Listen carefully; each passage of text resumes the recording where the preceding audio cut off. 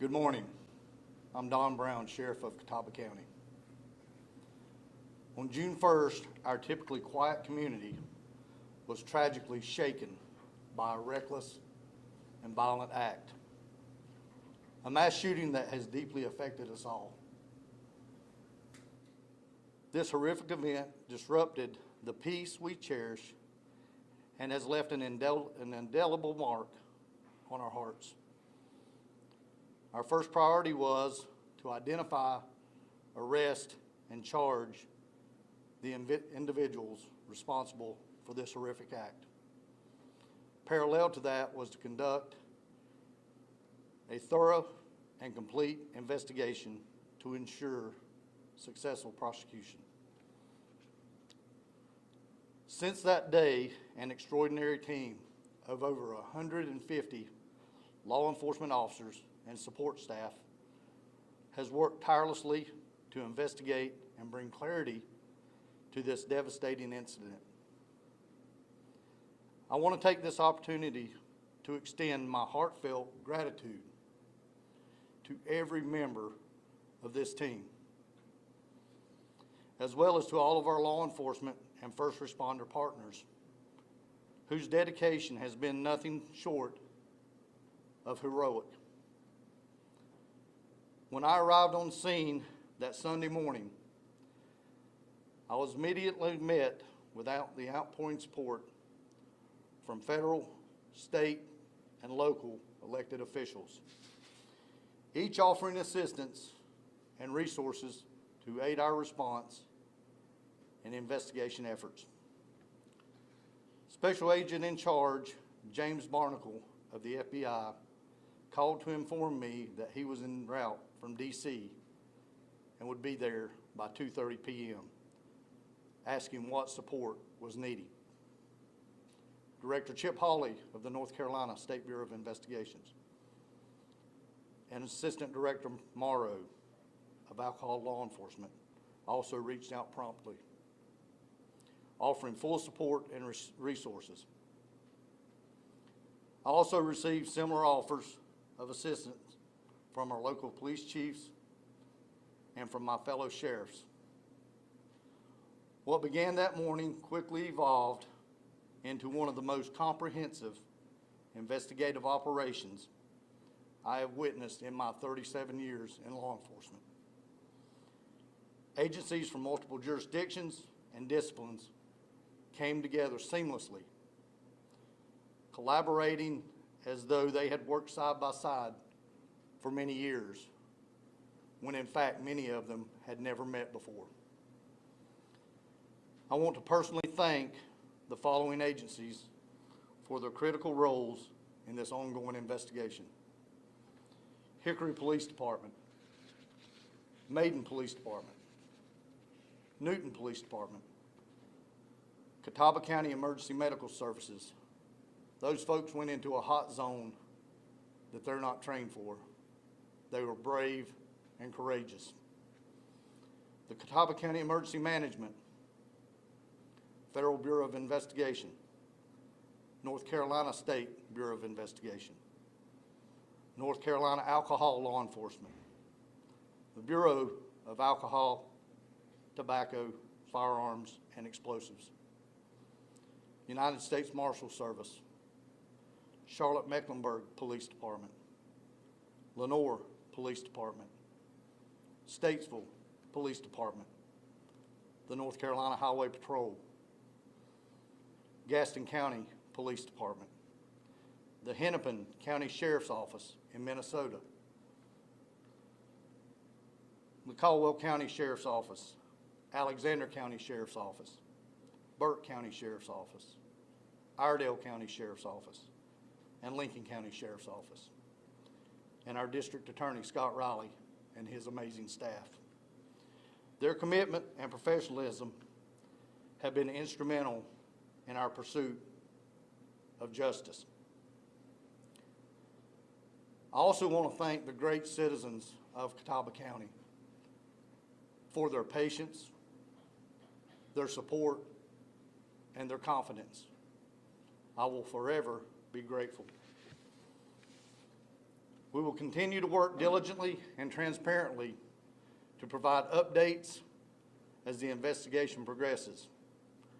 Our community's safety remains our highest priority. Thank you.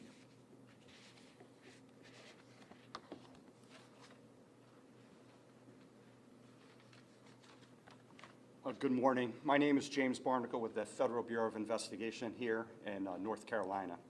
I want to thank Sheriff Brown and the Catawba County Sheriff's Office for leading this investigation, and all of the partner agencies that were just listed at the state, federal, and local level.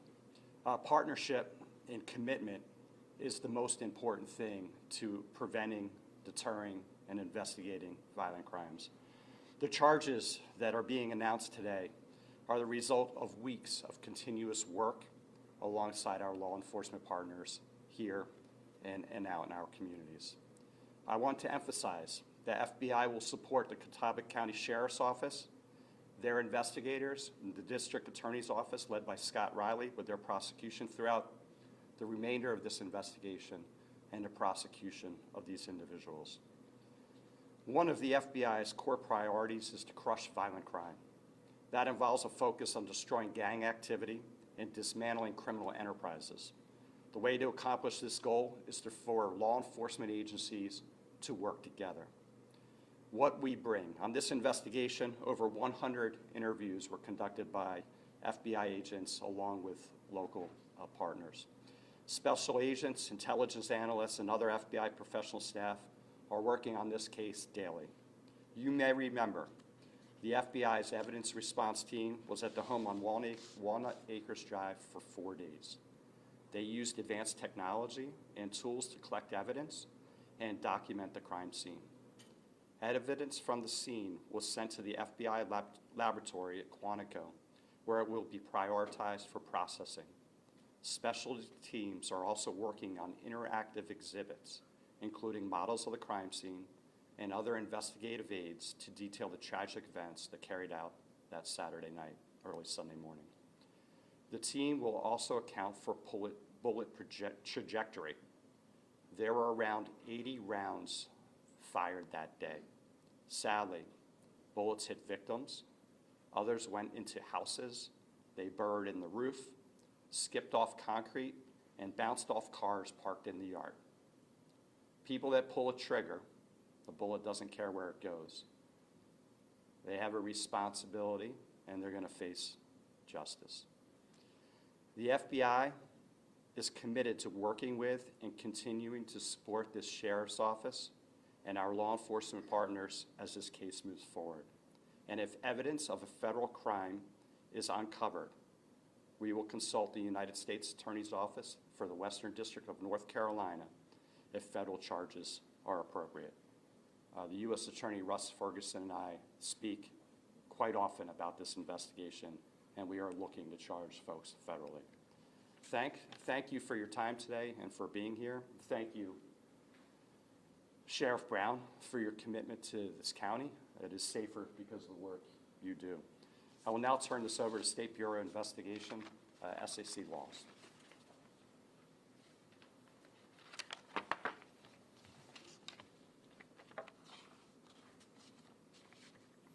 Good morning. Thank you all for being here. My name is Chris Laws. I'm the Special Agent in charge for the Northwestern District of the North Carolina State Bureau of Investigation. The mission of the North Carolina State Bureau of Investigation is simply to serve. We're here to serve the citizens of this great state and work with our fellow law enforcement agencies at the local, state, and federal level to fight crime, arrest those responsible, and bring them to justice while working with our district attorney's office, and especially in this case, Mr. Riley's office. The SBI would like to thank and extend our sincere gratitude to all of our partner agencies, from the Catawba County Sheriff's Office, the City of Hickory Police Department, the FBI, ATF, North Carolina ALE, and all the citizens for their collective efforts in bringing those responsible to justice. This is the epitome of collaboration and success, with everyone working towards the same common goal. Additionally, I'd like to let everyone know, due to a scheduling conflict, Director Hawley as you heard mentioned earlier, wishes to express his apologies for not being in attendance today and offers continued full support with all the SBI resources for this case, the state of North Carolina, and all cases to fight crime. The SBI has been in all-hands-on-deck mode since the senseless incident occurred on the early morning hours of June 1st. 4 of the 8 districts in the state of North Carolina have been working on this case. Currently, there's 22 agents still working on this case, and not to mention the numerous non-sworn personnel in various capacities that have been assigned to work on this investigation. They've already logged in excess of over 700 hours, and during this time, these outstanding men and women of the SBI have used their specialized training, their specialized equipment, expertise, and resources on this case to work scenes that you heard the FBI mention. We work collaboratively together, locate and arrest suspects, interview and follow up on hundreds of leads with our partners. This was truly a community-involved and collaborative effort to bring it to this point that we're in currently. This case has demanded significant resources while still fulfilling and working other investigations that you will have covered in the news. We know there is much more work to be done, and the SBI is committed to pursuing this case until all individuals involved have been held accountable for their involvement and role in this heinous crime. The SBI is extremely proud of the partnerships we have fostered with local, state, and federal agencies to identify, investigate, and swiftly apprehend those who are believed to have caused this tragic event. As mentioned, there is still much work still ahead to be done, and the SBI will continue to work diligently on this case with our partners and the Catawba County Sheriff's Office until every lead has been exhausted, every player is in custody, and it has been processed through the justice system with the District Attorney's Office. Thank you. Turn it over now to Assistant Director Aioli. Good morning. My name is Israel Morrow, Assistant Director for the North Carolina Alcohol Law Enforcement Division. I want to say on behalf of Director Brian House that we are here to assist and do what we can do to help the Catawba County Sheriff's Office and our partners that are here. Since this senseless and avoidable incident has taken place, our agents out of our Newton office have been working on this case day in and day out, and I do want to thank them and the team here that for their appreciation for their work. The core mission of the North Carolina Alcohol Law Enforcement is to prevent alcohol-related harm and reduce violence through targeted enforcement and strategic partnerships, and that's how we were able to arrest the 2 gentlemen for promoting and hosting the party the night of the event. You know, alcohol still remains a major contributor to crime, with data showing it is a factor in approximately 40% of all violent offenses. In this case, ALE is working alongside and partners to investigate violations relating to the unauthorized distribution of alcohol and other associated crimes connected to the event's organization and operation. Our priority is public safety, just along with everybody that is here today. Events that operate outside the law create risk for communities.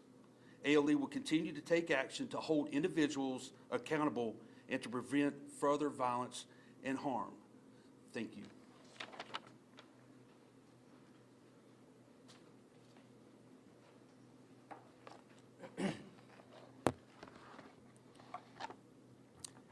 Good morning.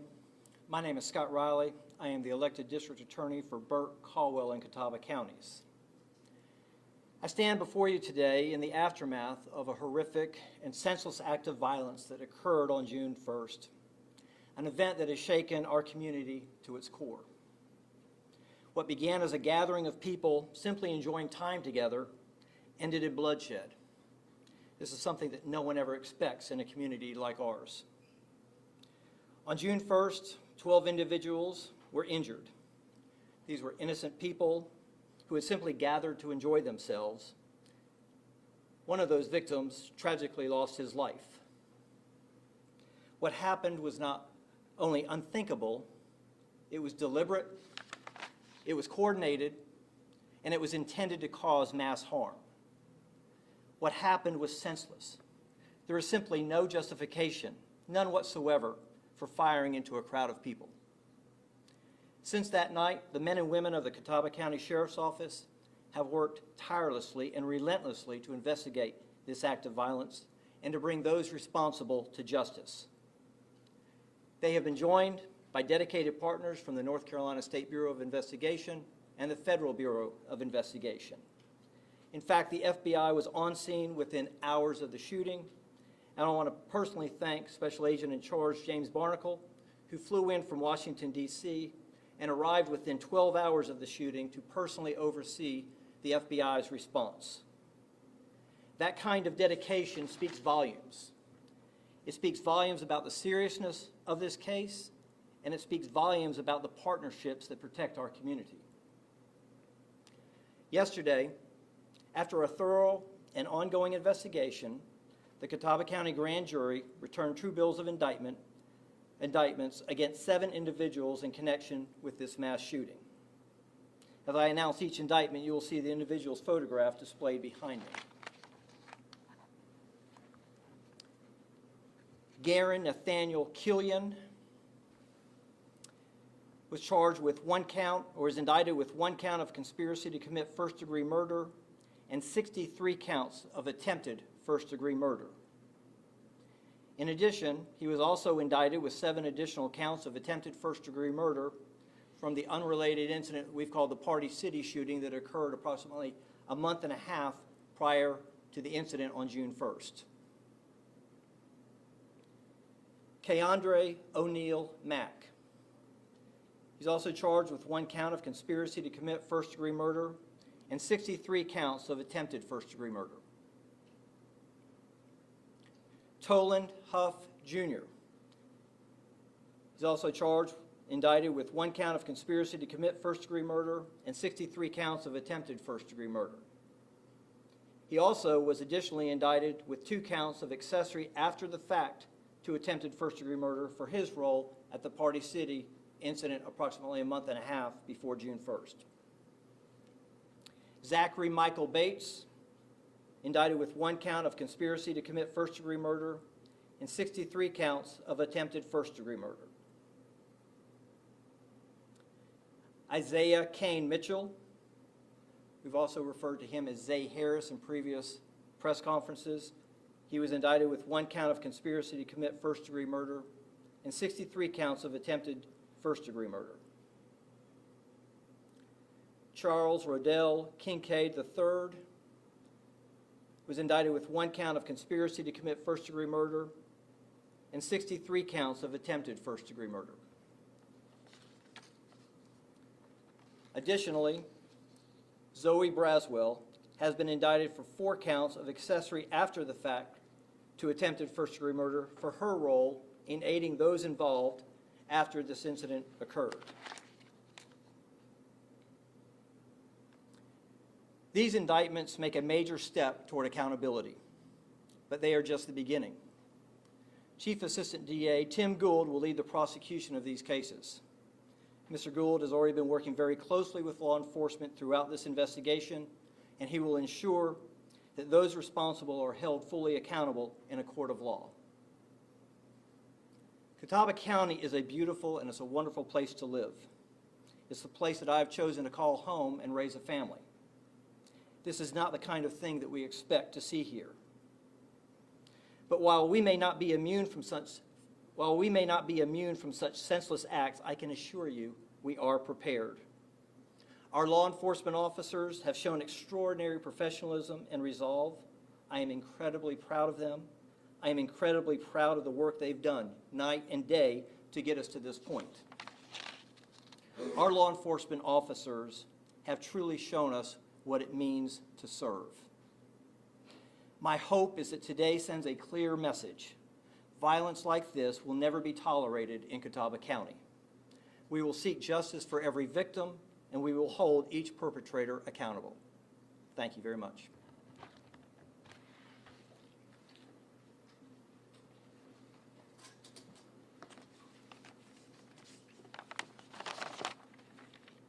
Good morning, and thanks to the media for coming. Want to offer a status on our investigation, hit a few key points. First of all, as you've heard, this investigation remains active. It will be active for the indefinite future. And we can announce this morning from our investigation that this was a premeditated and seemingly unprovoked attack by what has been referred to as the hillside shooters. You've also heard reference to the poolside shooters. I want to clarify that a bit this morning. The people that were at the party, some of them were armed with their own weapons.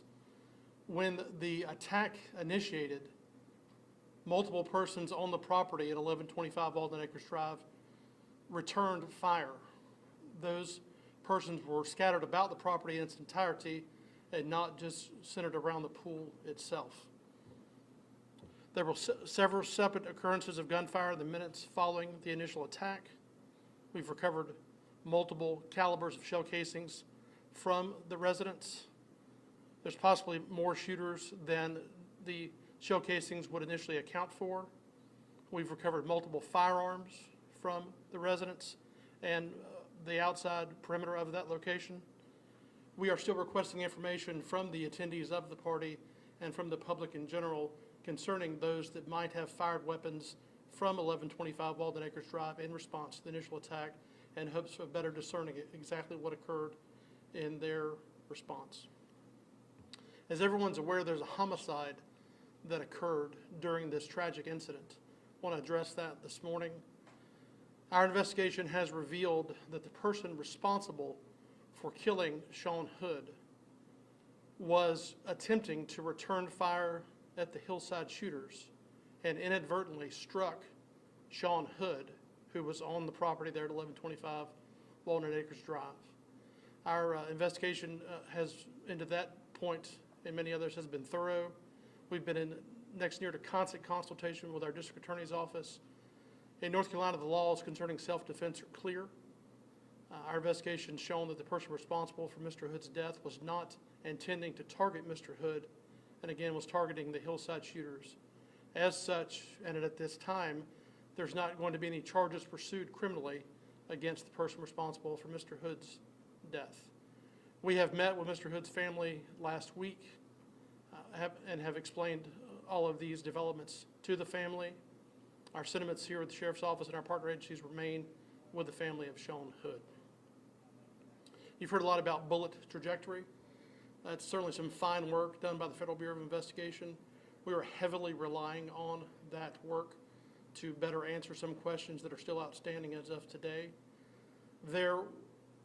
When that information is available to us, we will review it and then consult with the district attorney's office about perhaps second and subsequent rounds of indictments for charges such as shooting into an occupied dwelling. Again, the investigation is continuing. We are partnering, as you've heard, with other local, state, and our federal agencies. We are again consulting with the DA almost daily, and our focus remains on holding everyone fully accountable and bringing all of the people responsible for this to justice. And with that, I'll take your questions. Dave? So there were 6 shooters, and we have Braswell who was helping afterwards. Were they all members of some type of gang? And what was the why did they go there? Like, what was the purpose of it? Other than Ms. Braswell, it's my understanding that each of the persons involved are gang affiliated. There has been several admissions made concerning gang motivations for this attack. We also understand that that was not the only motivation for the attack. Questions? Yes, ma'am. I was looking through the indictments before this, and they listed a Kylie Simpson charged in this. Can you talk about that person? Mr. Simpson's not charged in this incident. He's charged in the incident, I believe the DA refers to it as the Party City shooting, and he was charged in that occurrence. I think that happened in April. Just to be clear, so the person who inadvertently shot the victim, was he a member of a gang? I'm not releasing that information at this time.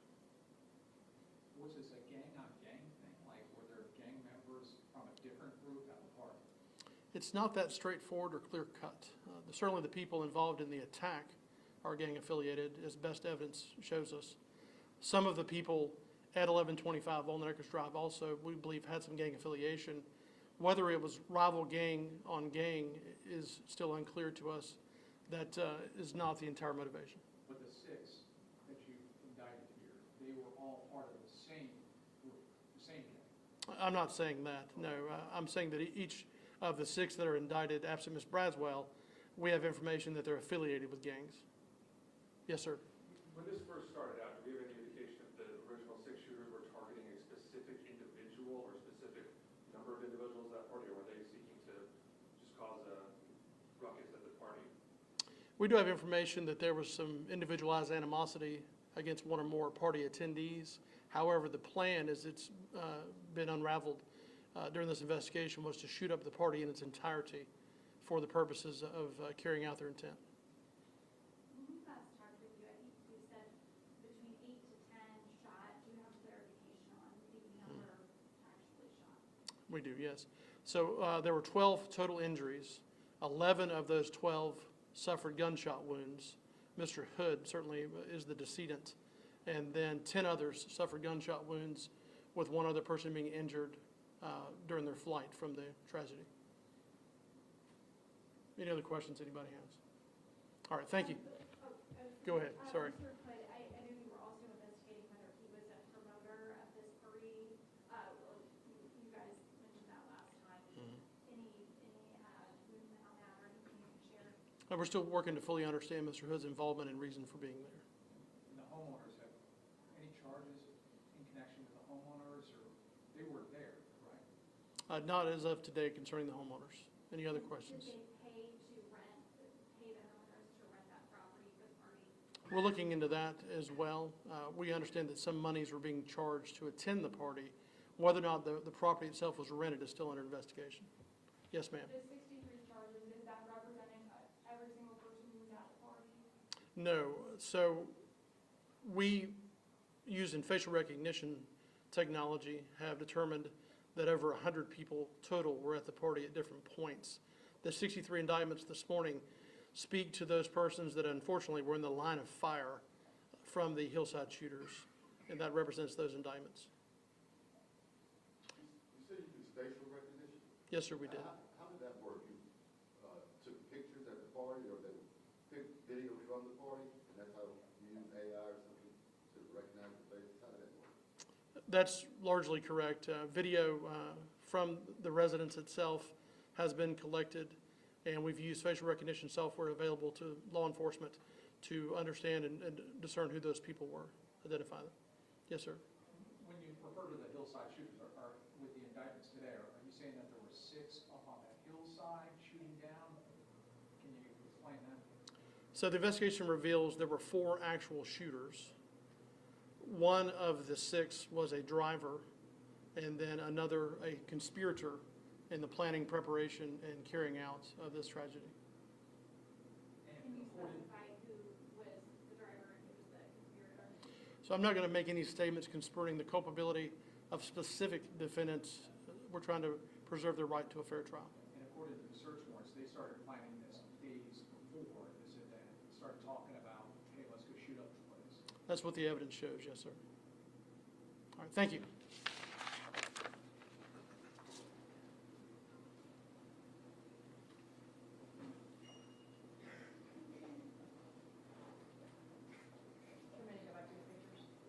Queen City News Plus. Just search Queen City News on your smart TV's app store.